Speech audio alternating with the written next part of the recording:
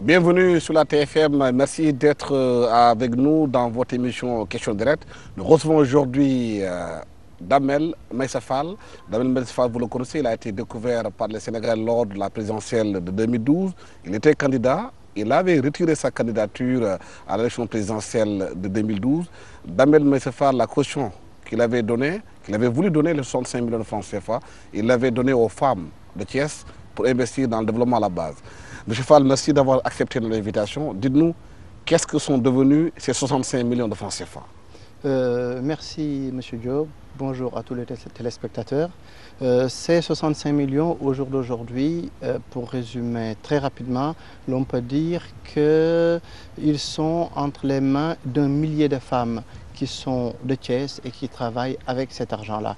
Donc, comme tout projet à caractère économique et puis à caractère destiné au développement, tous les fonds n'ont pas été débloqués et lorsque tout sera débloqué, ce seront entre 1600 et 1700 femmes qui vont en bénéficier. Pour le moment, il y a au moins 1000 femmes qui en ont déjà bénéficié. Qu'est-ce qu'ils font avec cet argent? Alors, certaines, c'est pour initier une activité économique, d'autres, c'est pour le renforcement de ce qu'elles faisaient déjà. Donc, les femmes, vous n'êtes pas sans le savoir, sont en général dans l'activité de transformation de nos céréales, mais elles sont aussi dans le commerce avec les pays frontaliers, mais aussi avec des produits qui viennent d'autres pays.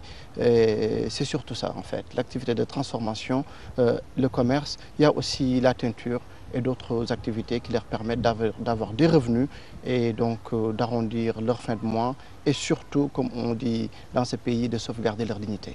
Mais pourquoi vous avez décidé d'investir cet argent auprès de groupements féminins? Simplement pour principalement deux raisons. La première, c'est que nous avons du respect pour les Sénégalais. On ne peut pas venir prétendre au suffrage des Sénégalais et puis ne pas aller aux élections et remettre cet argent-là dans des comptes. C'est comme si on n'était pas sérieux dans notre projet. L'autre chose, c'est parce que nous avons aussi conscience des difficultés que vivent les Sénégalais. Donc c'était l'occasion, nous aussi, d'apporter notre contribution à l'édifice, ne pas faire partie de cette classe politique qui, si vous me permettez, pérore sans pour autant apporter une réelle contribution au développement du pays. Est-ce que derrière cette contribution financière aux femmes, il n'y a pas de calculs politiques?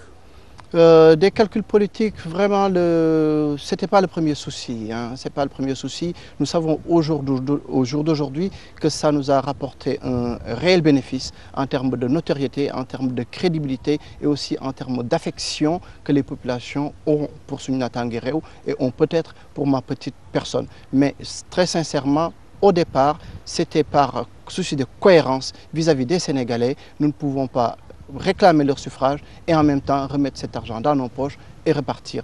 Et aussi vis-à-vis des émigrés aussi, parce que venir parler en leur nom et ne pas tenir la dragée haute aux autres prétendants, je pense que ça aurait été un peu déplorable. Vous étiez candidat à la présidentielle qui n'est pas allé jusqu'au bout. Aujourd'hui, vous militez à Thiès avec votre parti. Vous voulez aller au local pour aller à l'assaut de la mairie de Thiès. Vous avez révisé vos ambitions à la baisse? Alors, nous n'avons pas révisé nos ambitions à la baisse. Elles restent intactes. Nous nous sommes retirés du processus parce que tout simplement la candidature de M. Wade, pour nous, était absolument anticonstitutionnelle. Donc, concourir avec M. Wade, c'était comme valider sa candidature. Et n'eût été, disons, l'insistance de mes collaborateurs qui voulaient absolument que le discours des émigrés soit entendu pendant le processus électoral, peut-être bien que je me serais retiré complètement, totalement. Mais je ne suis pas seul dans cette aventure-là, je suis avec d'autres personnes. Je les ai écoutés et leurs propositions et leurs souhaits, c'était effectivement que la parole des émigrés soit entendue. Et heureusement, nous ne le regrettons pas parce que pour un premier coup, si je puis dire, ou en tout cas pour un premier investissement en politique, nous avons eu le réflexe, mais aussi ce n'est pas juste un réflexe, en tout cas nous avons fait le bon choix, le choix du candidat que les Sénégalais ont choisi. Maintenant, nous souhaitons effectivement que les attentes des Sénégalais soient satisfaites. Mais nous n'avons pas révisé notre ambition à la baisse. Concernant Thiès, pour le moment, nous n'avons pas une position déclaré. Parce que nous sommes dans la coalition Macky 2012, nous ne sommes pas seuls dans cette coalition, nous avons des alliés et au terme des discussions que nous aurons par rapport au local, nous prendrons une position officielle. Si ce qui sortira de ces échanges-là nous convient, très bien. Si cela ne nous convient pas, ce que nous ne pensons pas, eh bien nous prendrons nos responsabilités. Je tiens tout simplement à ajouter que nous sommes donc des Thiessois. Suñu naataange réew ne se limite pas tout simplement à Thiès. Suñu naataange réew est ici à Dakar, suñu naataange réew est à Touba, suñu naataange réew est en Casamance et à Saint-Louis et à Louga et à Diourbel. Mais Thiès reste quand même une priorité pour nous, sans pour autant parler des élections municipales. Je suis Thiessois, j'aime cette ville, j'adore cette ville, j'ai de réelles ambitions pour cette ville-là. Et si j'ai l'occasion tout simplement de faire de cette ville-là la première ville du Sénégal et surtout l'exemple pour tout le continent, la ville que d'autres viendront visiter parce que les réalisations qui y seront, parce que le mode de vie qui y sera, parce que la gestion urbaine qui y sera, parce que la gouvernance qui y sera un exemple, je pense que je n'ai d'autres souhaits pour Thiès que ça à la fin. Mais quelles sont vos ambitions pour Thiès? C'est comme je viens de faire une petite énumération. C'est ça en fait, faire de Thiès une ville exemple, une ville d'où partira la rupture que l'on souhaite au Sénégal, d'où partira la rupture que l'on souhaite pour le continent, que d'autres viennent à travers le monde, qu'ils viennent des États-Unis, qu'ils viennent de Paris, qu'ils viennent d'ailleurs pour venir voir cette ville en se disant « mais écoutez bien, en Afrique, mais il y a une ville exemplaire, il y a une ville où tout se passe de manière parfaite, où les avenues ne sont pas des dépotoirs d'ordures, où la gouvernance n'est pas décriée, où le foncier n'est pas spolié, où les populations sont bien traitées, dans la liberté, où il y a des loisirs, où la culture est riche et où la réflexion aussi est féconde. Mais de façon concrète, qu'est-ce que vous voulez faire pour Thiès? Quels sont vos projets et financés? À combien de chiffres ce financement va se faire? Comment? Alors, comme le début du propos l'a indiqué, nous ne sommes pas aux affaires. Et sans être aux affaires, nous sommes parvenus pour le moment à financer 1 millier de femmes pour le moment et nous arriverons à 1600, 1700 femmes et c'est certain que nous n'allons pas arrêter ce projet-là. Et donc, naturellement, lorsque nous serons aux affaires, quand je prends le cas de notre budget, les prévisions budgétaires donc pour 2013, le social concerne l'enveloppe destinée au social est estimée à 200 millions de francs, si je ne me trompe. 200 millions de francs pour du social, ça peut paraître effectivement peu, beaucoup, remarquable, pas remarquable. Mais nous pensons qu'au jour d'aujourd'hui, au Sénégal, nous avons besoin de social à tous les échelons.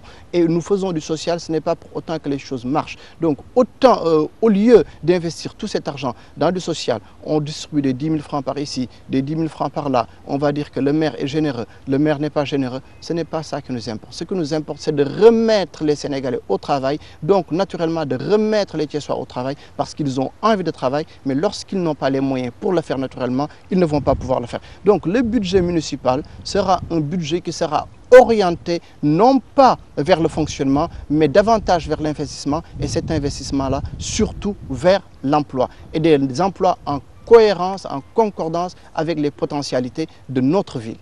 Oui, l'emploi c'est important, surtout pour les jeunes qui vous regardent aujourd'hui. Comment comptez-vous créer des emplois, Thiès?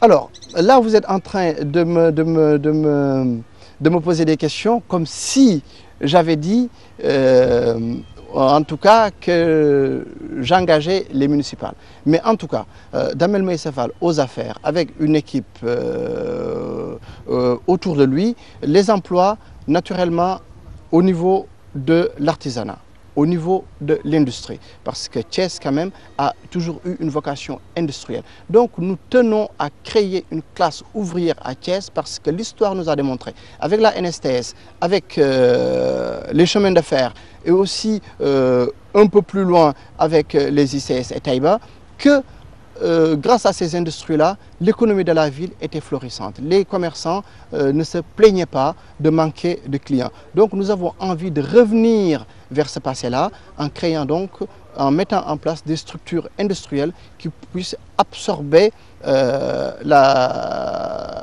jeunesse thiessoise. Nous ne voulons pas parler tout simplement dans l'abstrait. Thiès, on nous parle souvent du textile, mais finalement, qu'est-ce que Thiès a de textile? Parce que nous n'avons pas, nous ne produisons pas de coton. Donc pourquoi Thiès serait textile? En revanche, nous avons, je pense, la production en termes de fruits la plus importante après la Casamance dans ce pays. Avec la région des Niayes, je pense aussi que nous avons en termes de production de légumes une production particulièrement importante. Les sols aussi au niveau de Thiès, ce sont des sols fertiles. Donc je pense que entre la production fruitière, la production donc, de légumes et les terres que nous avons la possibilité, en termes d'industrie de transformation, de faire beaucoup de choses. Si, effectivement, par rapport à la situation économique mondiale, de revitaliser le rail est une solution aussi pour soutenir la classe ouvrière, oui, revitaliser le rail. Par rapport à l'artisanat, tout le monde connaît, par exemple, l'artisanat au niveau de Mékhé. C'est vrai, c'est la région, on n'est plus dans la commune. Et aussi les artisans au niveau de Thiès. Nous souhaitons que l'artisanat puisse passer à un stade supérieur, que l'on puisse passer à des unités de production avec une production standardisée. Et ça, nous avons les moyens de le faire. Le savoir-faire, il est là, il faut la volonté politique.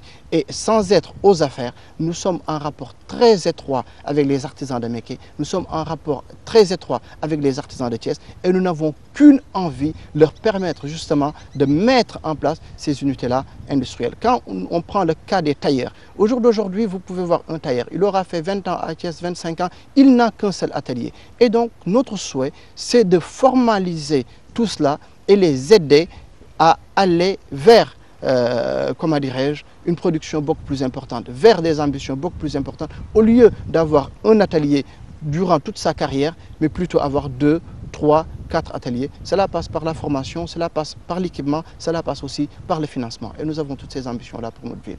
Oui, Thiès, c'est une ville importante. Thiès, ce n'est pas seulement le Sénégal.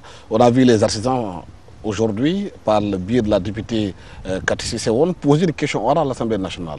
En tant que le Sénégal importe beaucoup de mobilier sur le plan étranger et que Mékhé, entre autres, on fabrique là-bas des chaussures, mais qui ne sont pas adoptés par les Sénégalais, parce que les Sénégalais préfèrent ce qui vient de l'extérieur. Comment vous allez faire pour changer justement cette donne? Alors, de mon point de vue, les choses semblent compliquées, mais en même temps, les choses sont simples. Quand je suis allé aux États-Unis, j'ai eu l'opportunité de rencontrer à Cincinnati donc, le trésorier de l'organisation même de ces artisans de Mékhé, pour prendre cet exemple-là. Quand je suis allé à New York aussi, j'ai là-bas un de mes leaders qui est spécialisé dans tout ce qui est vannerie. Et donc, nous travaillons en étroite collaboration et naturellement, il y a un travail, je ne dirais pas de rééducation, mais en tout cas de réappropriation de notre patrimoine. Alors, Sunina Tanguereo, à sa petite échelle, je ne cesserai de le rappeler, nous ne sommes pas aux affaires. Mais au jour d'aujourd'hui, c'est le calendrier scolaire qui ne nous permet pas de mettre en œuvre un projet que nous avons. Là, je vais peut-être déflorer un peu l'idée, c'est que pour soutenir nos artisans, qui nous ont bien soutenus aussi pendant la campagne électorale, nous avons fait faire 100 paires de chaussures, justement par les artisans de Mékhé. Donc 100 paires de chaussures. Et ces 100 paires de chaussures sont destinées aux 100 meilleurs élèves de 5 établissements thiessois. Et lors de cette cérémonie donc, de remise de cadeaux à ces écoliers, les chaussures sont faites, les contacts ont déjà été pris avec donc, ces établissements-là, les parents sont au courant, donc l'inspection académique est au courant, il ne reste plus que le temps pour organiser la cérémonie. Ce sera l'occasion de lancer un appel au ministre de l'Éducation nationale, justement, pour lancer un slogan, un enfant, une paire. Qu'est-ce à dire? Qu'à chaque rentrée scolaire, au moins que l'on incite un enfant sénégalais à avoir une paire de chaussures faites au Sénégal. Je pense que ne serait-ce que les 20%, s'ils achetaient une paire de chaussures donc faite au Sénégal, je pense que cette profession-là se retrouverait très très florissante. Ça, je pense que c'est une profession qui va revivre et qui ne sera même pas en mesure, sans doute, de satisfaire la demande. Donc nous, c'est notre manière de faire la politique, c'est notre manière de voir les choses, c'est notre manière de soutenir notre artisanat. Nous ne sommes pas ministres de l'artisanat, mais on l'aurait été, il est bien évident qu'on aurait fait plus. Mais en tout cas, nous avons l'ambition, et ce n'est pas que pour la cordonnerie, c'est pour tous les corps de métier qui tournent autour vraiment de l'artisanat. Cette réappropriation-là de notre patrimoine. Et pourquoi je pense à l'éducation nationale? Parce que je ne dirais pas qu'il y a des générations perdues, que l'on ne peut plus faire retourner vers la production locale. Mais en tout cas, un enfant qui, dès l'école primaire, est incité, on cultive chez lui justement cet amour du patrimoine national, cet amour de l'artisanat national, il est bien évident qu'il n'aura pas d'autre modèle que ce modèle-là. Donc l'éducation nationale a un rôle fondamental à jouer, plus que les parents même, dans cette refondation, si je puis dire, de notre mode de consommation. Vous le savez, vous faites partie de la coalition Macky 2012 depuis plus d'1 an et demi. Vous gérez ce pays-là en tant que membre de la coalition. Quelle analyse faites-vous de la gestion du pays? Est-ce que la rupture tant attendue par les Sénégalais est là ou pas? Alors là, j'aurais besoin d'une petite mise au point. Je pense que ce n'est pas Macky 2012 qui gère le pays. C'est Benno Bokk Yakaar qui gère, avec Macky 2012. qui gère le pays. Et je vais même, sans doute, peut-être ça ne fera pas plaisir à certains, c'est plus l'APR et donc Benno Bokk Yakaar qui gère le pays, c'est moins Macky 2012. Alors, vous nous avez parlé de rupture.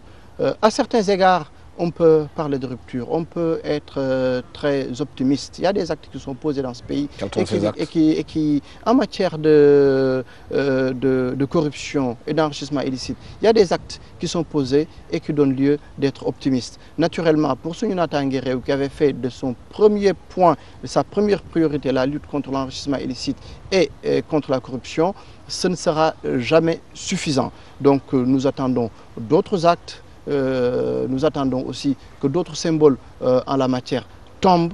Et voilà. Quand je prends un exemple simple, ici vous prenez un chauffeur sénégalais, n'importe lequel, vous lui direz que pensez-vous de nos policiers. Ils vont vous dire tous à l'unanimité que nos policiers au niveau du trafic sont corrompus.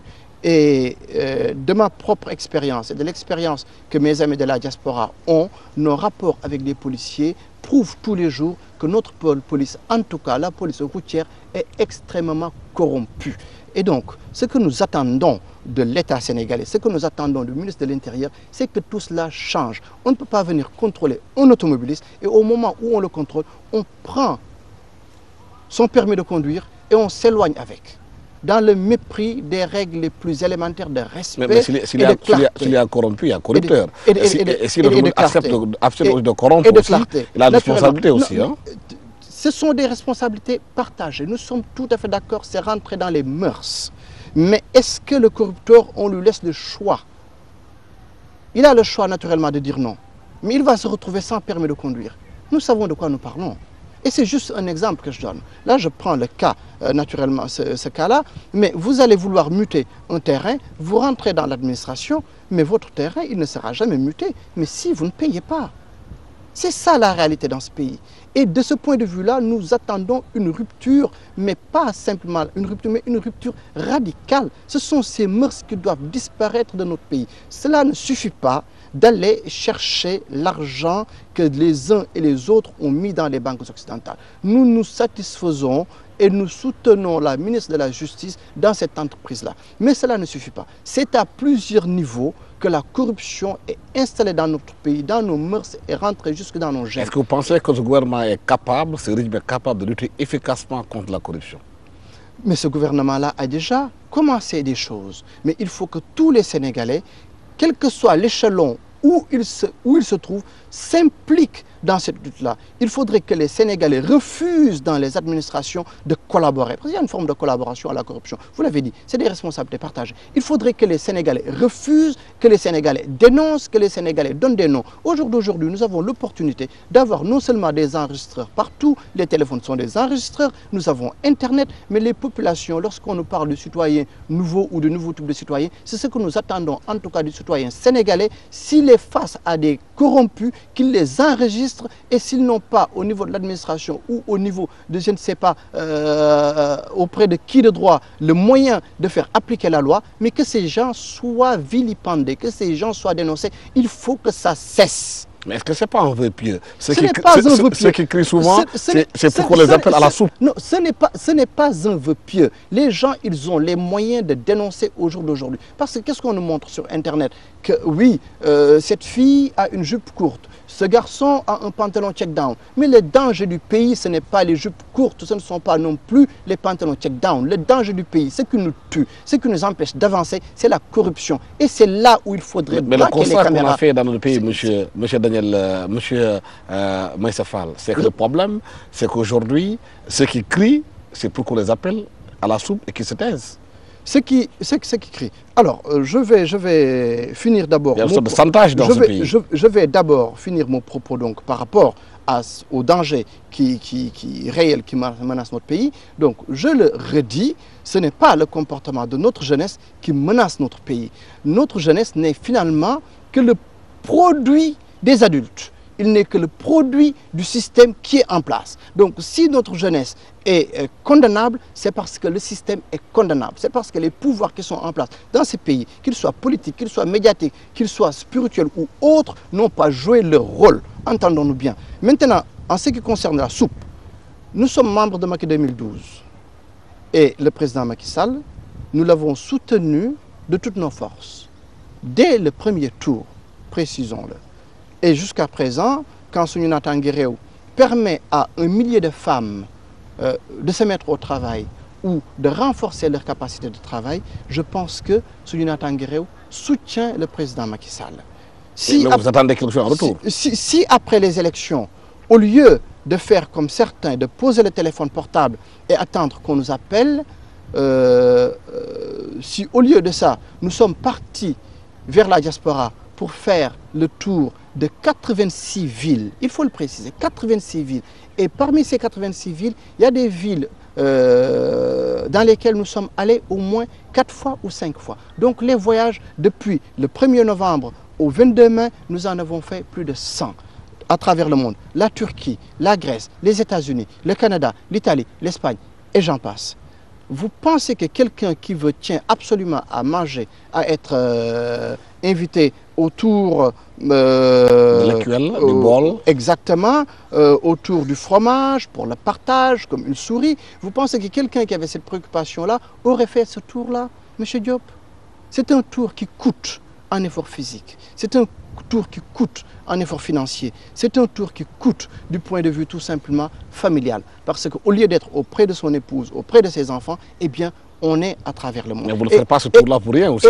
Et il aurait été plus facile pour nous. Il aurait été plus facile pour nous d'être ici au Sénégal, d'être au niveau des médias, et puis incendier par-ci, incendier par-là. Et puis je pense que c'est comme ça. Et le tour-là, vous ne l'avez pas fait quand même comme ça. Et c'est comme ça. Et c'est comme ça. Je finis d'abord. Et c'est comme ça que se pratique la politique au Sénégal. Souvent, comme on dit, ce n'est pas notre conception de la politique.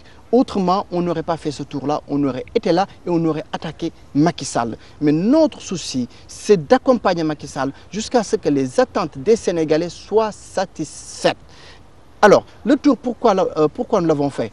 Un, pour rendre hommage aux gens qui nous ont soutenus, parce que quand même pendant cette campagne électorale, Soundiata Nguéréo n'était pas connu, Damel Maïssa Fall n'était pas un acteur politique connu, et pourtant, dans de grandes villes, de grands leaders ont soutenu notre démarche. Donc cela, je leur ai rendu hommage. Et je profite de l'occasion pour dire à mes frères d'Ibissa, pour dire à mes frères d'Olbia et aussi de Cagliari, le moment venu, je viendrai effectivement leur rendre visite et les remercier. Ce sont les 3 seules villes où je ne suis pas retourné depuis lors.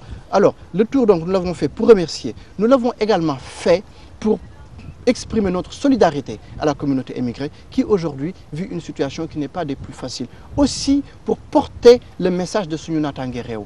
Parce que quand même, il y a beaucoup de leaders dans la diaspora, que ce soit des leaders des daïras, que ce soit des leaders des associations, que ce soit des leaders par leur charisme, aussi par leur histoire dans l'immigration. Ces gens-là nous voyaient à la télé, nous voyaient s'exprimer au nom des émigrés et nous n'avions pas l'occasion de les rencontrer. Justement, en 2010, les émigrés ont envoyé pratiquement plus de 690 milliards de francs CFA ici au Sénégal.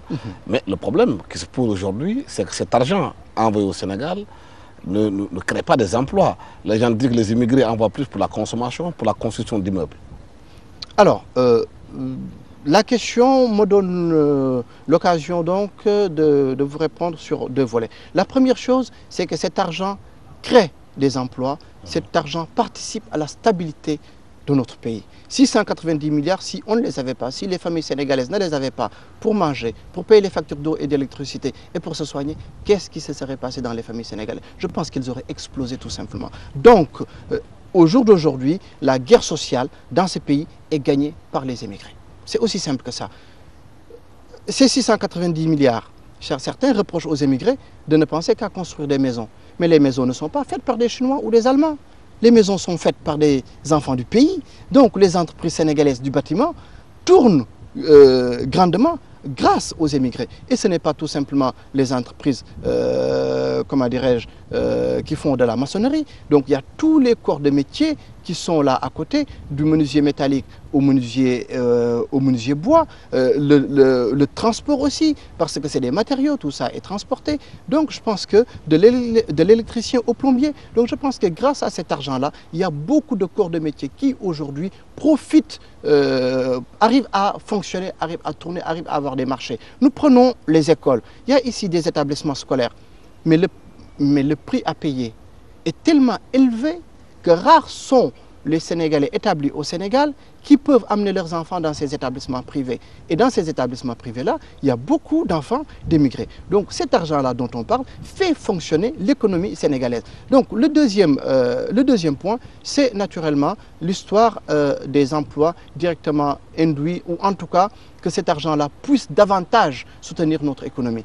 C'est pour cette raison-là, M. Diop, que nous faisons de la politique. Justement, parce que cela fait des années que nous attendons des pouvoirs publics qu'ils puissent créer un environnement économique sain, un environnement économique rassurant pour que l'émigré puisse investir son argent ou dans des coopératives agricoles ou industrielles ou autres. Et nous n'avons toujours pas cela, malgré la création d'un ministère des Sénégalais de l'extérieur. Nous avons des propositions en la matière. Et le moment venu, nous remettrons au président Macky Sall le mémorandum que nous sommes en train de faire après cette tournée-là. Donc, il y a au moins 4 points que je peux évoquer ici. Donc, nous pensons avant toute chose à la création, à la mise en œuvre, si je puis dire, d'un centre ou en tout cas de soutien à l'investissement. Parce qu'il faut aller voir les émigrés, il faut aller les courtiser, il faut aller les rassurer, il faut leur dire que le Sénégal a besoin d'eux. Mais ce fonds existe déjà au niveau du ministère de ce fonds-là existe, mais il n'est pas alimenté par l'investissement des émigrés. Là, ce dont je parle, c'est l'investissement des émigrés. Parce que malgré la crise, les émigrés quand même, il y en a qui ont une épargne. Et ils n'ont l'épargne qui est dans les banques occidentales ne leur rapporte pas tant pour certains. Et ils n'ont qu'une envie, aider le Sénégal. Donc, un centre de soutien à l'investissement des émigrés. Il va falloir aller les courtiser, les rassurer et leur dire l'argent sera investi dans tel ou tel secteur. Et cet argent-là pourra créer un emploi direct, ceci ou cela. Je peux prendre le cas de Mbour, par exemple. Mais moi, je connais énormément de jeunes de Mbour dans l'immigration. Mais ces jeunes-là, s'il y a des coopératives de pêche qui sont créées avec des navires, des bateaux ou bien des pirogues de pêche qui sont modernisées. Mais ces jeunes-là vont investir leur argent là-dedans parce qu'ils n'ont qu'une envie et des Mbour. Et quels sont les jeunes qui seront sur ces pirogues-là? Ce sont de jeunes bourgeois et ce sont des emplois qui seront créés. Mais il faudrait justement que ces coopératives-là, au lieu d'être entre les mains des amis donc, ou de la famille, soient gérées par des personnes choisies pour leur compétences et uniquement leurs compétences. Donc en plus de ce centre de soutien à l'investissement des émigrés, nous pensons aussi à la mise en place d'un centre de soutien à l'entrepreneuriat. Parce qu'on ne peut pas se décréter entrepreneur. On peut quitter le Sénégal, avoir un projet d'immigration. On peut quitter le Sénégal et aller faire de l'argent ailleurs. Mais lorsqu'on revient au Sénégal, après 10 ans, après 15 ans, on n'est pas censé forcément connaître le fonctionnement de notre pays. On n'est pas censé savoir quels sont les secteurs qui sont porteurs. Et c'est là où nous avons besoin de l'État, pour que l'État puisse justement créer un centre de collecte de données économiques réelles par rapport donc à ce qui se passe dans le pays, des données qui sont actualisées, des données qui sont digitalisées et puis une collecte dynamique de toutes ces données-là pour que l'émigré puisse, en arrivant dans ce pays ou même sans arriver dans ce pays, uniquement à travers Internet, savoir écouter. Il y a mon voisin, M. Ndiaye, qui a fait une boulangerie, mais ce n'est pas forcément que M. Ndiaye gagne de l'argent avec sa boulangerie qu'une boulangerie serait une entreprise pertinente pour moi. Alors je vais voir quels sont les secteurs qui sont les plus porteurs et je vais investir là-dedans. Et je peux dire ici tout de suite que l'artisanat est un secteur porteur, l'agriculture est un secteur porteur. Beaucoup d'émigrés viennent du milieu rural, mais ils n'ont qu'une envie, mettre en valeur les terres qu'ils ont quittées. Mais pour cela, il faut effectivement cet accompagnement-là et c'est pour cela que nous faisons la politique pour amener notre gouvernement, l'État sénégalais, à créer l'environnement nécessaire à tout cela. Oui, l'environnement nécessaire, vous l'avez dit, le gouvernement de Macky Sall, le candidat Macky Sall avait promis que les immigrés seront la 15e région, la diaspora. Jusqu'à présent, rien ne bouge par rapport à cela. Alors, la 15e région, moi, il est vrai que c'est un concept, je n'ai pas signé le protocole d'accord avec l'APR, effectivement, sur cette base-là. Mais en tout cas, si on parle de 15e région, c'est comme si on est dans une logique d'outre-mer par rapport, donc si on prend l'exemple français. Et cela veut dire aussi donc une assistance toute particulière quand on prend en tout cas le cas de l'outre-mer, les Antilles, comme ça. Et naturellement, 15e région, il ne faudrait pas que ce soit un slogan, il ne faudrait pas que ce soit un vœu pieux.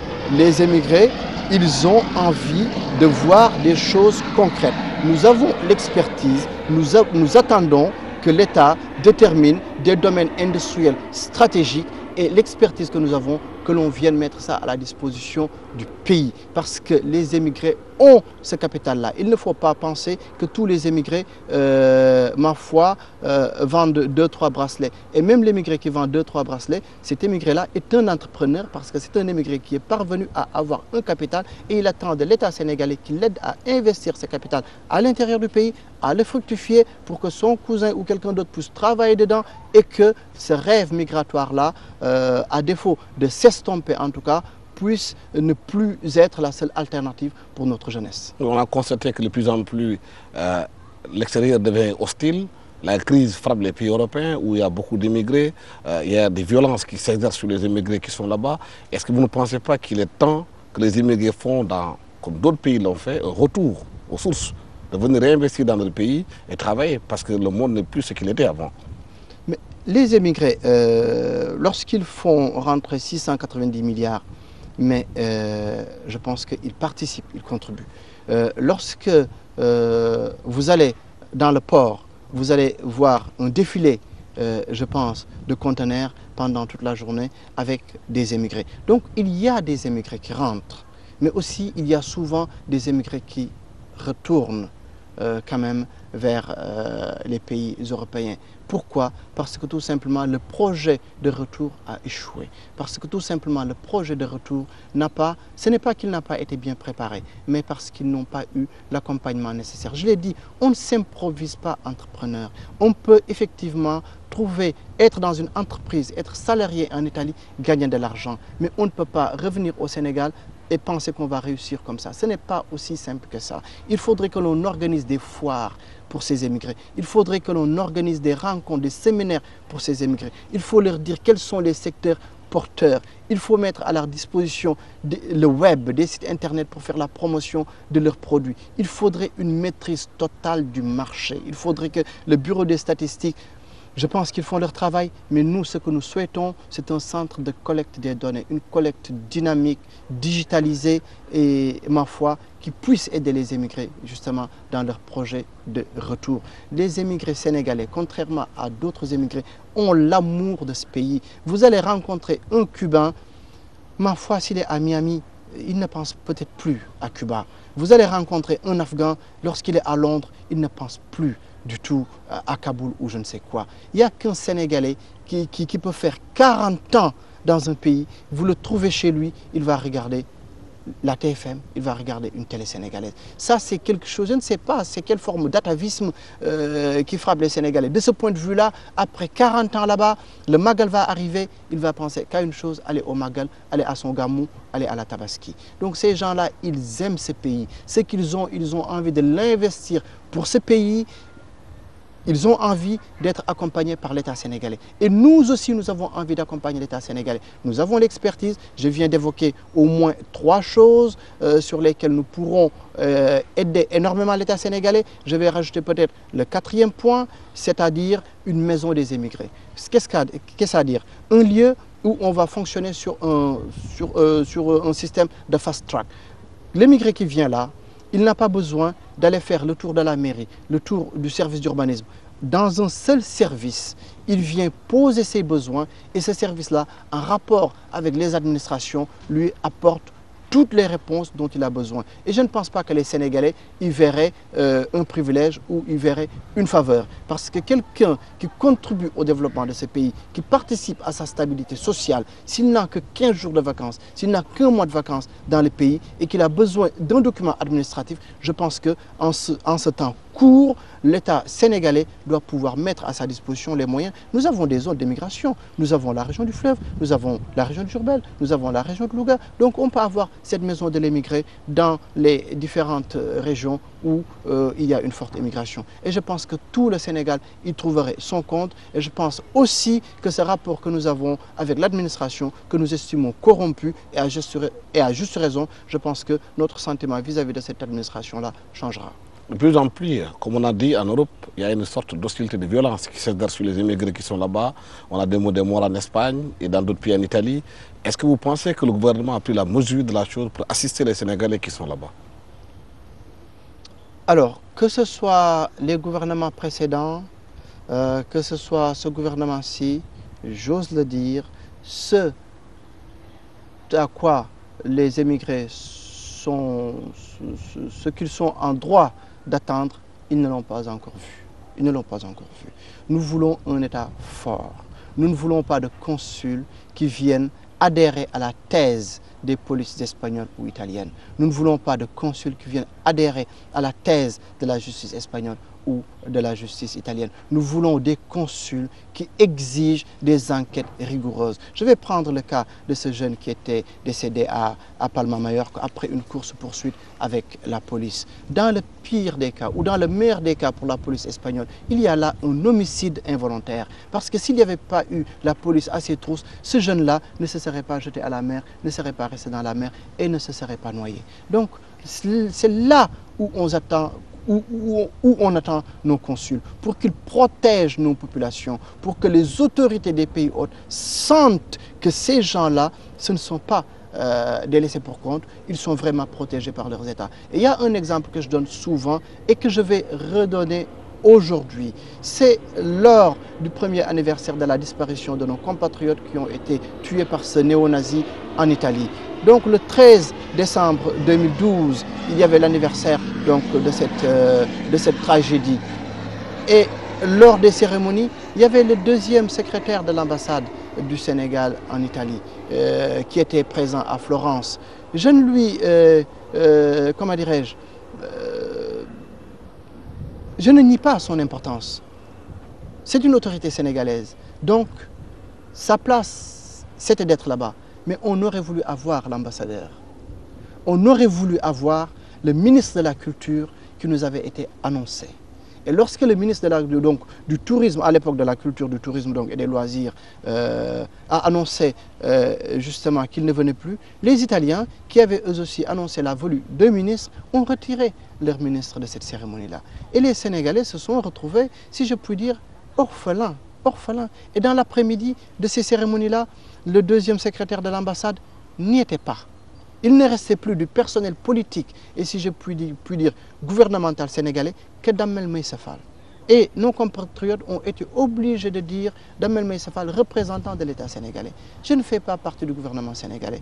Je fais partie de Macky 2012, je suis président de la commission diaspora, mais je ne suis pas du gouvernement, je ne fais pas partie du gouvernement. Et donc on aurait voulu que les Sénégalais, donc que nos autorités au plus haut niveau soient là-bas présentes. Parce que ce décès est survenu après quand même une chasse à l'homme. Ça ne s'est jamais produit dans l'histoire de l'immigration. Cette personne a quitté son domicile armé de pistolets et a chassé les Sénégalais à travers la ville. Je pense que c'était, pour notre ministre des Sénégalais à l'extérieur, c'était un rendez-vous avec la communauté émigrée, mais notre ministre n'a pas ressenti peut-être le besoin de prendre date avec les émigrés. En tout cas, Damel Maïssa Fall, pour être cohérent par rapport à ce que Soundiata Tanguéré défend, en tout cas, était à cette cérémonie, à partager la douleur de nos compatriotes et à apporter son soutien à nos compatriotes. Les Sénégalais font beaucoup d'efforts à l'extérieur. Les immigrés sont d'un apport important pour le pays, on l'a dit.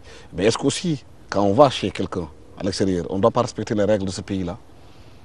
Alors, ce que je pourrais vous dire, M. Diop, c'est que les règles sont respectées. L'exemple que il y a des immigrés qui vont dans des pays où par exemple, le marchand ambulant est interdit, ou bien ils sont sans papier. Je suis tout à fait d'accord avec vous, mais tenez-vous bien qu'à l'impossible, il n'est tenu. Même l'intelligence nous ordonne d'aller chercher les moyens de subsistance là où on estime qu'ils sont. C'est aussi simple que ça. Moi, Damel Maïssa Fall, j'estime que ce que je recherche dans ma vie, je ne l'ai pas dans mon pays, je vais le chercher ailleurs. Cela peut impliquer naturellement de transgresser certaines règles, et si cela implique cela, peut-être bien que, comme tout un chacun, je pourrais les transgresser. Parce que la transgression, ce n'est pas qu'à l'étranger qu'on transgresse. À l'intérieur du pays, on transgresse. Les gens qui viennent au Sénégal aussi transgressent. Donc, de ce point de vue-là, je ne voudrais pas que l'on jette l'anathème sur nos... non, pas d'anathème. Si on décide aujourd'hui, comme vous l'avez dit, de respecter la loi, comme au Sénégal, vous dénoncez la corruption, quand on va dans notre pays aussi, il y a des règles qui ont été établies. On est en droit de demander aussi aux gens qui réclament des devoirs de respecter leurs droits. Alors, je vais vous donner un exemple. Être marchand ambulant, ce n'est le soin d'aucun Sénégalais. Mais, quand on est marchand ambulant, l'État italien nous invite à formaliser notre activité et donc à verser des cotisations sociales. Mais vous voyez que celui qui a formalisé son activité et qui verse des cotisations sociales, lorsqu'il décide de rentrer au Sénégal, eh bien ces cotisations sociales-là, il les perd. Il les perd tout simplement. Alors comment pouvez-vous inciter donc, le marchand ambulant à formaliser son activité? Dès lors qu'il sait que, eh bien, personne n'a envie de vivre jusqu'à 70 ans, jusqu'à 65 ans en Italie en étant vendeur, où les gens pensent revenir et pas être des demandeurs d'emploi, mais être des employeurs, être des pourvoyeurs d'emploi. Donc c'est le souhait. Mais si l'on est convaincu, si l'on a vu son voisin cotiser et au moment de rentrer au pays, il perd toutes ces cotisations-là, mais pourquoi je vais formaliser mon activité? Pourquoi je vais cotiser? Ça, c'est l'exemple d'Italie. Je vous donne l'exemple du Maroc aujourd'hui où l'activité d'ambulant est interdite. Les Sénégalais y vont, vendent, la police marocaine veut les arrêter. Ils s'en prennent à l'ambassade, s'en prennent peut-être aux policiers marocains, alors que cette activité est interdite au Maroc. Alors, comme je vous disais tantôt, je ne veux pas... c'est des faits, c'est des faits. Je ne veux pas être celui qui soutient l'illégalité. Je suis pour la légalité. Mais comme je vous dis, à l'impossible, il n'est tenu. On n'a qu'à créer les conditions pour que notre jeunesse voit son avenir dans ce pays. Il faudrait créer des perspectives pour que cette jeunesse reste ici, naisse, soit éduquée, grandisse et réussisse dans ce pays. Parce qu'il y va aussi de l'image du Sénégal à travers le monde. Parce qu'à travers toutes ces activités, quelquefois notre image est écornée. Ce n'est pas ce que nous souhaitons. Mais ce n'est pas Damel Maïssa Fall qui va venir dire à la jeunesse sénégalaise ce que vous faites est normal, n'est pas normal. L'intelligence nous ordonne d'aller chercher les ressources nécessaires à notre subsistance là où nous estimons qu'elles se trouvent. Mais j'aurais souhaité, et je travaillerai toujours dans ce sens-là, pour que la jeunesse sénégalaise puisse réussir au Sénégal. Les gens parlent de plus en plus d'un probable report des locales parce qu'il y a la réforme des institutions qui est mise en place, qui peut prendre du temps. Les gens parlent aussi de l'acte 4 de la décentralisation, où on parle de la communalisation même des collectivités locales. Est-ce que vous êtes pour le report de local ou pas? Nous ne sommes pas forcément pour un report, nous sommes pour le respect du calendrier républicain. Ceci étant dit, il est souhaitable que certaines réformes soient faites avant ces locales. Est-ce que le calendrier le permettra? Je ne sais pas. Je ne suis pas dans le secret de l'administration, mais il est clair que concernant le cumul des mandats, on voudrait avoir un texte clair, en temps et en heure, qui puisse effectivement clarifier le jeu. Qu'un directeur général ne puisse pas se retrouver maire. Parce que nous avons vécu l'expérience ici. Non seulement il y a beaucoup de compétences dans ce pays, donc il faut permettre à toutes les compétences de s'exprimer et qu'il n'y ait pas une minorité qui concentre tous les pouvoirs. Donc autrement, on va se retrouver avec un directeur général sous prétexte parce qu'il convoite une mairie, il va prendre peut-être l'argent public et bien investir ça. Vous êtes contre le cumul des mandats, c'est ça? Absolument. Nous sommes contre le cumul des mandats. On voudrait aussi qu'il y ait un texte clair par rapport à la nomination du maire. Que celui qui est tête de liste, que celui-là puisse être tout simplement le maire. Qu'on ne fasse pas, qu'on n'élise pas des conseils suffrage direct effectivement, qu'il n'y ait pas du micmac, qu'on ne fasse pas de magouille dans le dos des Sénégalais, qu'on ne se retrouve pas avec un maire qui ne soit pas celui que les Sénégalais auraient choisi. Et les candidatures indépendantes pour les mairies? Nous sommes aussi pour les candidatures indépendantes. Si pour la magistrature suprême, on est pour la candidature indépendante, comment ne pas l'être pour le local? Parce que toutes les personnes, tous les Sénégalais ne sont pas investis dans les formations politiques parce qu'ils les estiment corrompus et pour certains à juste raison. Donc on peut s'exprimer, aimer sa localité, lui apporter quelque chose sans être dans une formation politique. Même si notre souhait, naturellement, nous, à Soundiata Nguéréo, c'est que les gens, effectivement, aillent dans les structures politiques. Il y a des structures politiques qui ne sont pas corrompues.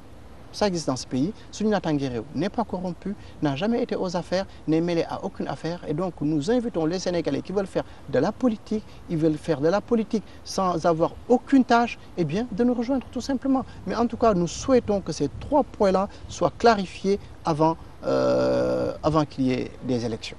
Donc, si vous le dites ainsi, concernant tous ces points qui seront clarifiés, ça demande quand même du temps pour les clarifier, parce que c'est une réforme qui demande du temps, comme je l'ai dit tout à l'heure. Donc, ce qui veut dire que forcément, on va vers le report de local. Alors, je le disais, nous sommes pour le respect du calendrier républicain. Mais nous sommes surtout pour la défense des intérêts du peuple sénégalais.